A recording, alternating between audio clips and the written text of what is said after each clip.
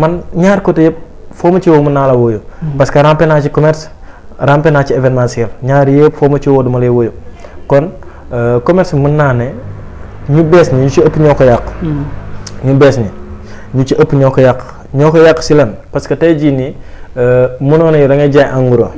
nga ne da ngay jaay en gros ba pare ki nga jaay en gros nga toppaat ci ginnaawam di signaler ay détails di jaayaat en même temps détail prix boobu noonu yow ki nga jox mu 100 francs ne ko kaa mi jaayal en gros mu jël 100 francs tey jii nga toppaat ci ginnaawam sax wala nga demaat ba ci ginnaaw nga ne da ngay def promo.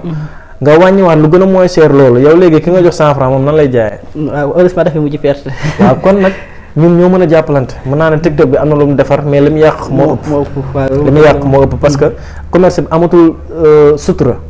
amatul sécurité. waaw amatul privé. kon nga la waay nañ delluwaat suñu xel xam ne marché bi bu yàqoo ñun la. kon réew mi ni muy métti mën naa ne ñun ñoo yàqalante suñu biir. te am na loo xam ne mënoon naa ñàkk. voilà kon buñ ci mënee gën a jàpp ñu xam ne commerce bi rek la ñu am man gis naa sax étranger yu bëri du ma citer turu étranger yi wala dara mais gis naa ne étranger yu bëri ñu ngi ñëw fii di investir. te ñun am nañ complexe boo xam ne nii tey jii da ngay am loo xam ne mën naa ko jënd si yow. mu yomb lool ma bàyyi ko fa dem jënd ko ci étranger bi mu seer moom ma gën a. pour lan dëkku diw la jóge wala nii la mel wala dafa xees.